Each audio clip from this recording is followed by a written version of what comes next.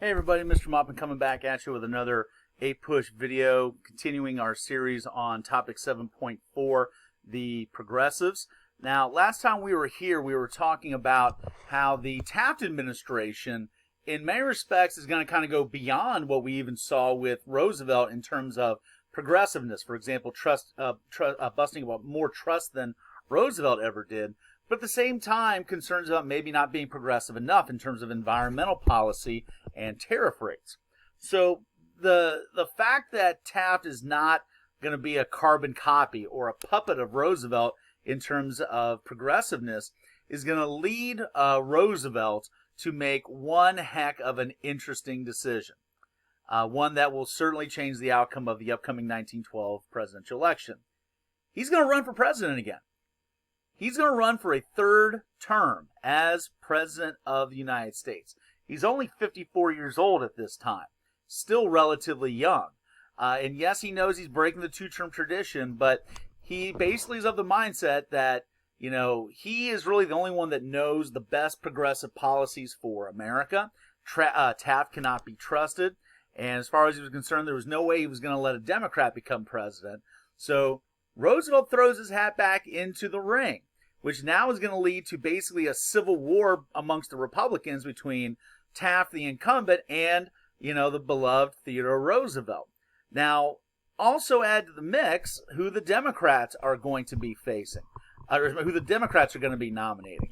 And that is none other than New Jersey Governor Woodrow Wilson. Now, note, all right, Wilson as the Democrat is certainly facing an uphill battle because we had only seen one Democrat president be elected since the Civil War, and that was Grover Cleveland. So Wilson's really trying to do something that was pretty hard to do during this time period. Also add to the mix the Socialist Party candidate that we mentioned previously, Eugene Debs. So you have got some really interesting characters, some heavy hitters in this election. You've got two folks vying for the Republican nomination that have been president of the United States. You got a Democrat who is the president of Princeton University and the current governor of New Jersey, and the man that embodied socialism in America, all trying to win. Well, this is going to be pretty wild and woolly. Now, note, in the process of determining who the Republican nominee is going to be, it's going to be Taft versus Roosevelt.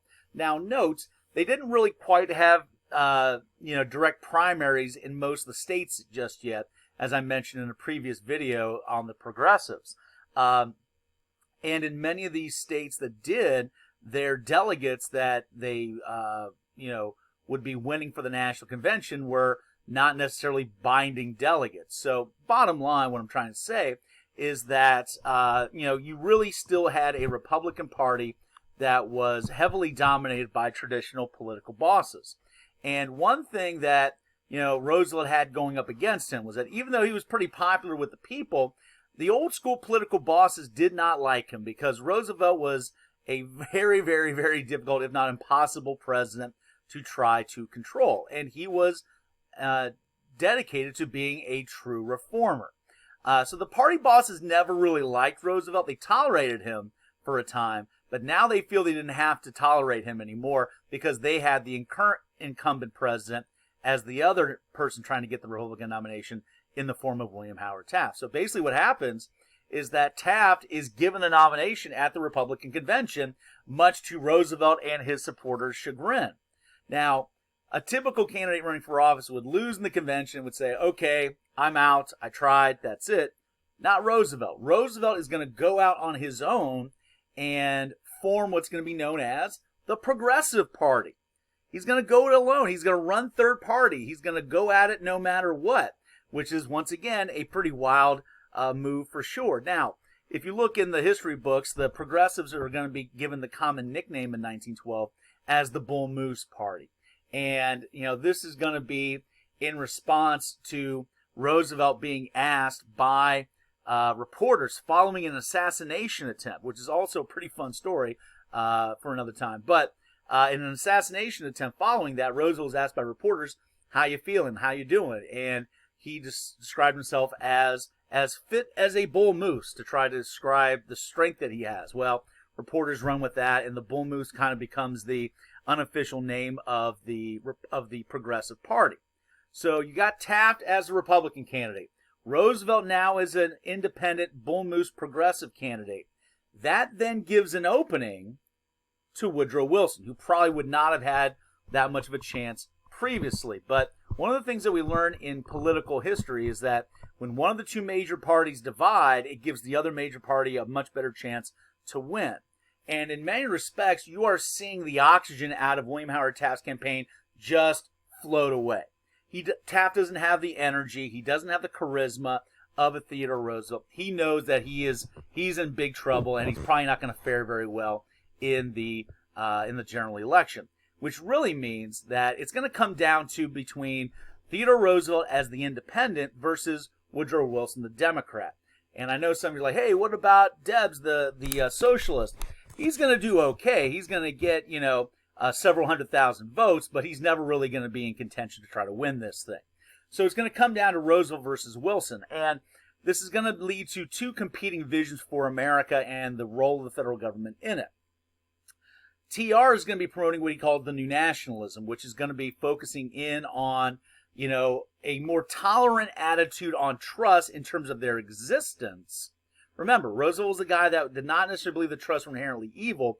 You had to separate between good and bad trusts and regulate the good ones.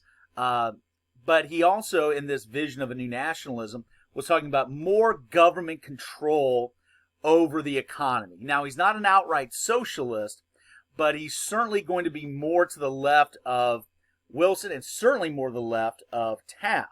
So, this is TR showing real liberalism, from a guy that used to be a Republican at this point. His counterpart, Wilson, is going to be promoting what he calls the New Freedom. Now, the New Freedom is going to be centered on the idea of entrepreneurship, small businesses, much more aggressive than Roosevelt's notion of using the federal government to just strike down monopolies as much as possible.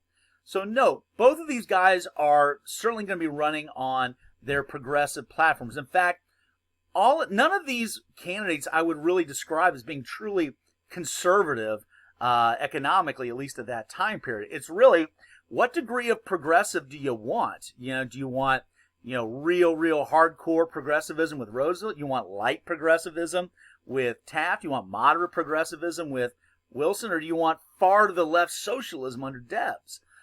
So that's really what you had, which is quite remarkable compared to where we were just a generation earlier.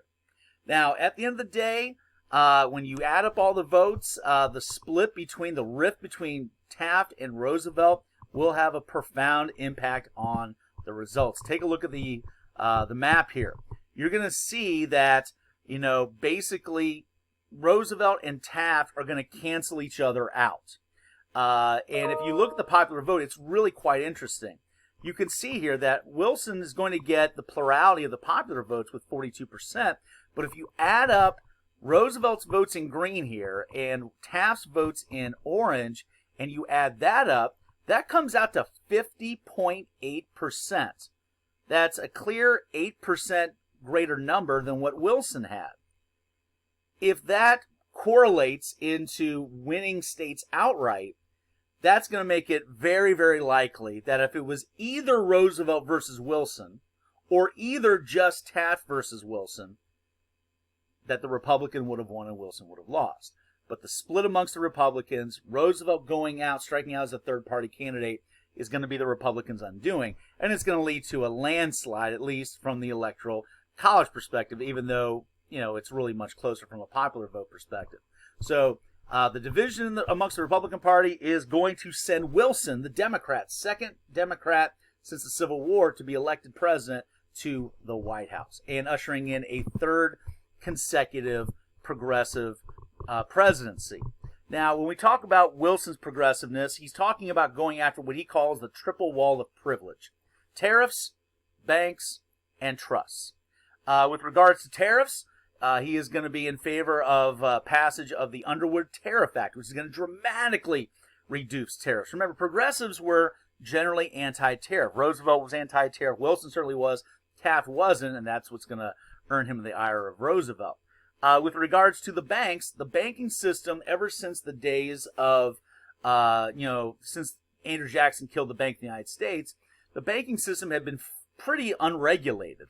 And that has led to more opportunities for economic, problems. For example, the panic in the 1870s, the panic in the Depression of the 1890s. And so what Wilson wants to do is recreate a new national banking system. Now, it's not going to be the Bank of the United States, but it is going to be coming in the form of the Federal Reserve. What the Federal Reserve does is, like I said, create a national banking system where America's private banks can borrow money from this federal bank, and in the process, by how the Federal Reserve Bank issues loans to private banks, sets interest rates, things like that, can have an impact on the economy. We're not going to go into great detail here. We do that more in government, but just bottom line, the Federal Reserve with a national banking system is going to have more of an opportunity for the government to kind of try to use its power to smooth out the rough edges in the banking system / the economy. This is certainly a progressive act for sure. Some other progressive reforms in the economy include the creation of the Federal Trade Commission, the FTC, which still exists today. The FCC exists to promote fair trade in the business world. The idea being is that you want to have fair competition amongst businesses. You cannot have monopolies just trampling over mom and pop businesses. And so the FTC exists today to try to ensure that fair competition. So, for example, today, if two businesses of moderate size are looking to merge and create this mega company, well, the FTC is going to look at it and say, hey, is this going to create such a large company that there won't be any real competition anymore? Will it create a de facto monopoly? And so in other words, a lot of these business acquisitions and mergers now have to be given the blessing of the FTC for it to be legal. And speaking of the dangers of trust, we're going to see the Clayton Antitrust Act be passed, which in many respects is what the Sherman Antitrust Act a generation earlier was really supposed to be. The Sherman Antitrust Act was revolutionary in the sense that, hey, for the first time the government's actually, on paper trying to do something about trust. But now the Clayton Antitrust Act is actually making this happen. Now the federal government really has teeth to be able to shut down dangerous monopolies. It's now starting to happen. We also see the federal government intervening to try to provide loans for farmers that we know, historically have been challenged with regards to overproduction of crops, lower crop prices, making it hard to pay mortgages. So we're going to see some assistance in that respect. In many respects, this is going to be a manifestation of what the populace kind of wanted to some degree, and it's also going to be a precursor to even more federal aid by the federal government when we get to the New Deal in the 1930s. And then lastly, we're going to see the Keating's-Owen Act, Child Labor Act, be passed to now make it basically illegal for companies engaging in interstate commerce to be selling and transporting products that involve the use of child labor. Now, once again, this is a big progressive initiative. It's going to be passed by Congress, seen as a major progressive victory. But unfortunately for progressives, not too long after it's passed into law, a lawsuit's going to be filed where the Supreme Court is going to find the Child Labor Act of the Keating's-Owen law to be unconstitutional, with the ruling being that, here's an interesting interpretation of the Interstate Commerce Clause, saying that the Interstate Commerce Clause only gives the government the ability to regulate sales of products, not regulations on how those products are made. So, in other words, if you don't like child labor, you got to go to the state governments to get that done. So, clearly a very conservative, certainly anti-progressive stance on that. Keep in mind that as we're going through this wave of progressivism, of the three branches of government, without a doubt, the courts are the least progressive and the slowest to kind of go along with the wave. It kind of makes sense because they're not elected, unlike the other two branches. So, all right. So that's the Wilson administration and the election of 1912. We'll see you next time for one more video on progressives. We'll see you then.